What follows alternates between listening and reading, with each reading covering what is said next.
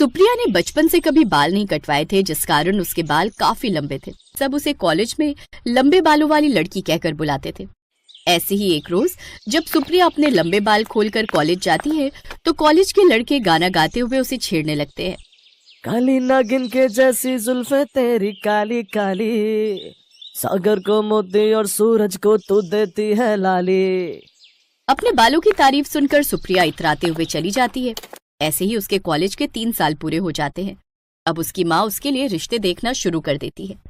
फिर एक रोज वो अपनी माँ के साथ एक शादी में जाती है, जहाँ अंकित नाम का एक लड़का उसको पसंद कर लेता है। अंकित की माँ को भी सुप्रिया अपने लंबे खूबसूरत बालों की वजह से पसंद आ जाती है।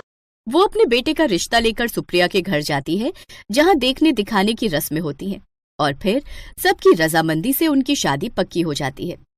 सुन बेटी, लंबे बाल दिखने में सुंदर लगते हैं और सबको देखने में भी अच्छे लगते हैं, लेकिन जब इन बालों का ख्याल रखने की बात आएगी ना, तो कोई भी तेरे बालों पर मेहनत नहीं करेगा। कुछ समय बाद ब्याह कर ससुराल चली जाएगी, फिर कौन ध्यान रखेगा तेरे बालों का। इसलिए मैं तो कहती हूँ तू इन्हें थोड़ा कटवा ले। कैसी बात करती हो माँ, आप मेरे साथ साथ मेरे बालों पर भी इतनी मेहनत करती हो। अब चाहे जो भी हो जाए, अब तो मैं अपने बाल बिल्कुल भी नहीं कटवा सकती, और आप वजह भी अच्छे से जानती हो। हाँ, जानती हूँ। जमाई बाबू को तेरे लंबे बाल बड़े पसंद हैं। ऐसे कुछ दिन बीत जाते हैं और सुप्रिया की शादी अंकित से हो जाती है। सुप्रिया जैसे ही गृह प्रवेश कर घर आती है तो सभी रिश्तेदार उसके लंबे बालों की खूब तारीफ करते हैं। यहाँ तक कि उसका पति अंकित भी सुहागरात पर उसके बालों की तारीफ करते हुए कहता है, वाह यार सुप्रिया, क्या बाल है, इससे तुम्हारी मेहनत काफी साफ दिखती है। तो क्या तुम भी मेहनत करने के लिए तैयार हो? स्वागत वाले दिन भला कौन मेहनत नहीं करना चाहेगा? अरे मेरे बालों के ऊपर मेहनत करने की बात कर रही हो?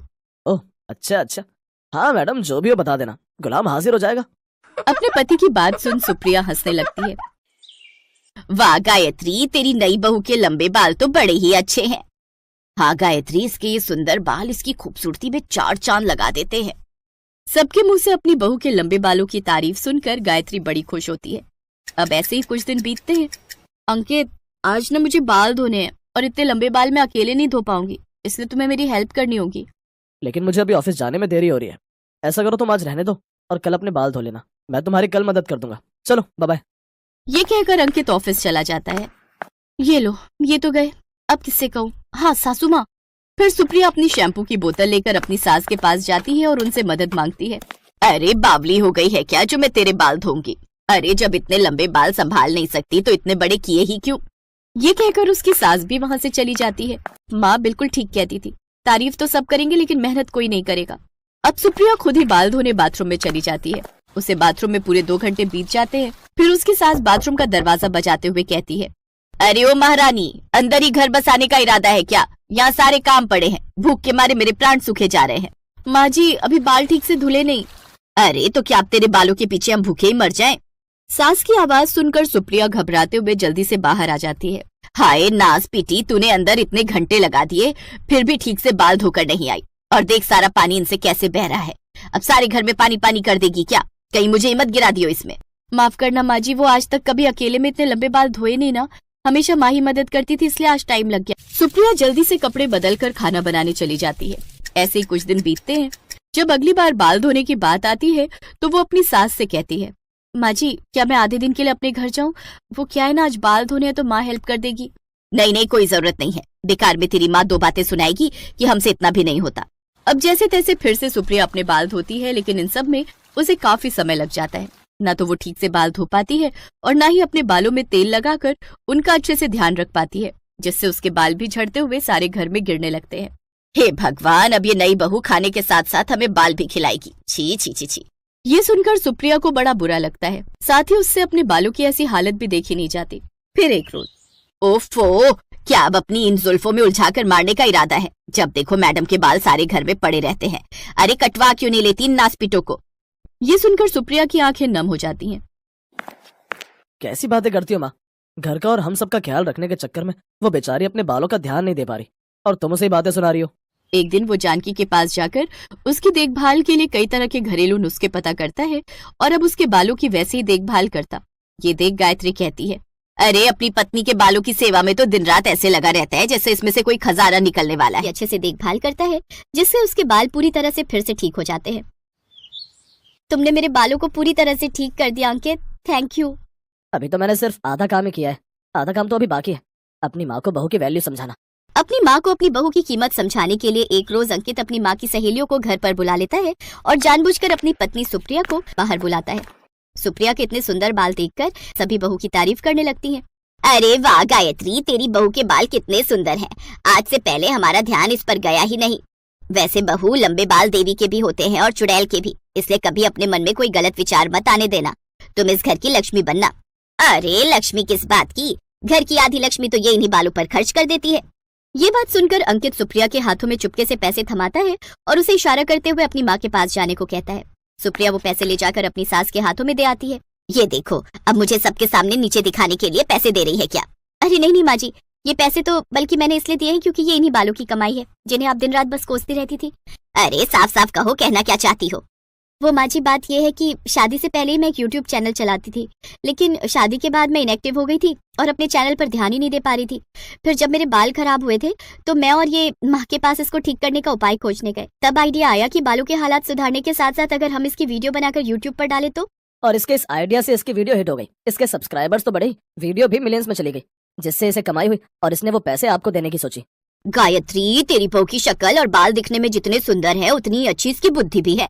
देख तो, घर पर बैठे बैठे ही अच्छे खासे पैसे कमा रही है। बिल्कुल ठीक कह रही हो बीना, तुम्हें इतनी अच्छी बहू मिली है, कम से कम उसकी कदर करना सीखो। अब गायत्री को अपनी गलती का एहसास होता है और वो अपनी बहू को आज के बाद कभी नहीं सुनाती। राखी रसोई में खाना बना ही रही थी कि तभी उसकी छोटी बहन रिमझिम आ जाती है। राखी से ज्यादा रिमझिम का स्वभाव मेलजोल और प्यार वाला था, इसलिए राखी की सास रिमझिम को बहुत पसंद करती थी और उसके आते ही उसकी तारीफों के पुल बांधने लगती थी। नमस्ते आंटी जी, आप कहोगे आज फिर आ गई। सासू माँ की दवाई लानी थी, सोचा रास्ते में राखी दीदी और आपसे मिलती हुई चली जाऊं। तो अच्छा किया ना है, तुम आती हो तो मानो ऐसा लगता है घर में कोई रौनक आ गई। ये बोतल में क्या है बिटिया? ये आंटी जी नया शैम्पू है, मेडिकल वाला बोल रहा था मार्केट में नया आया है, इससे बाल और भी ज्यादा घने और लंबे हो जाते हैं। अरे बिटिया, तुम्हारे तो वैसे ही इतने सुंदर लंबे घने काले बाल हैं, तुम्हें तो किसी शैम्पू की जरूरत ही नहीं है। वैसे ही तुम इतनी सुंदर बालों वाली हो, पर बदकिस्मत तो हमारी बहू राखी है। तुम्हारी बहन राखी ने ऐसा शादी के समय पर क्या लगाया था कि ये पूरी गंजी हो गई और आज तक बाल नहीं आए। वो तो हमारी इंसानियत है जो हमने शादी के लिए उस समय मना नहीं किया। कोई और होता तो गंजी बहू से कभी भी शादी ना करता।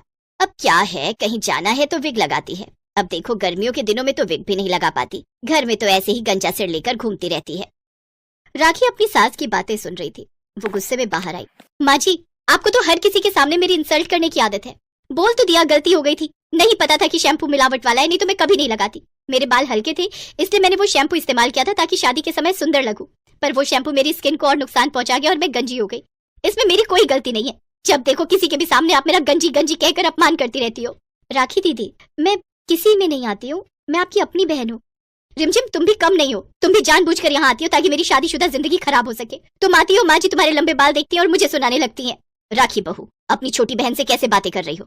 क्या तुम ज्यादा नहीं बोल रही हो? और आप जो मेरी इतनी बेइज्जती कर रही थी, क्या वो ज्यादा नहीं था? दीदी, अगर आपको मेरे यहाँ आने से तकलीफ होती है तो मैं आज के बाद आपके घर नहीं आऊंगी। चलती हूँ आंटी जी, नमस्ते।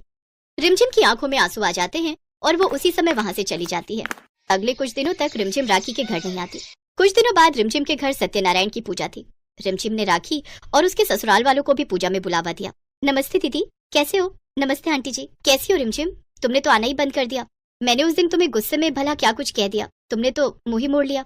हाँ बिटिया, बहनों में तो तू मैं होती ही रहती है, ऐसे मुंह थोड़ी मोड़ लेते हैं। अच्छा हुआ तुम आई, और कैसी हो? मैं ठीक हूँ। वो घर में सत्यनारायण भगवान की पूजा रख रही थी, कल सुबह आप सबको मेरे घर आना है। अरे हम जरूर आएंगे, इसी बहाने सत्यनारायण भगवान की पूजा में बैठकर हमें भी पुण्य प्राप्ति हो जाएगी। और फिर कुछ देर बाद रिमझिम चली जाती है। अगले दिन राखी अपनी सास के साथ रिमझिम के घर सत्यनारायण भगवान की कथा के लिए पहुंचती है। वहां पर आए हुए मेहमान राखी का मजाक बनाने लगते हैं।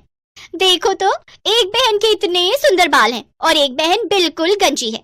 पता नहीं इसकी शादी कैसे हुई, कितनी बुरी लग रही है गंजी बहन। हाँ देखो तो गंजी बहू। रिमझिम का ध्यान पूजा में था, उसने औरतों की बातों पर ध्यान नहीं दिया, पर राखी पूरी तरह गुस्से में थी। उसने किसी से बात नहीं की और घर आकर चुपचाप अपने कमरे में चली गई। ये रिमझिम अपने आप को समझती क्या है, मेरी छोटी बहन है, हर कोई उसी की तारीफ करता है। हाँ माँ बोलो, अब तुम क्यों फोन मिला रही हो? अरे राखी बिटिया, क्या बात है? रिमझिम कह रही थी तो बिना कुछ कहे ही आ गई। मैंने सोचा बहुत दिनों बाद तुझे मिली थी, थोड़ी देर तेरे पास बैठती। माँ, तुम अपनी लंबे बालों वाली बेटी के पास बैठो ना, मुझ गंजी बेटी के पास क्यों बैठना है? मेरा मन नहीं अभी बात करने का, मैं फोन रख रही हूँ। राखी गुस्से में अपनी माँ का फोन पटक देती है। मैं रिमझिम के लंबे बाल हमेशा के लिए खत्म कर दूंगी। भले ही वो मेरी सगी छोटी बहन है, पर मैं उसे खुश नहीं देख सकती। मैं आज ही गंजे होने की दवाई लेकर आऊंगी और रिमझिम के बालों में छिड़क दूंगी।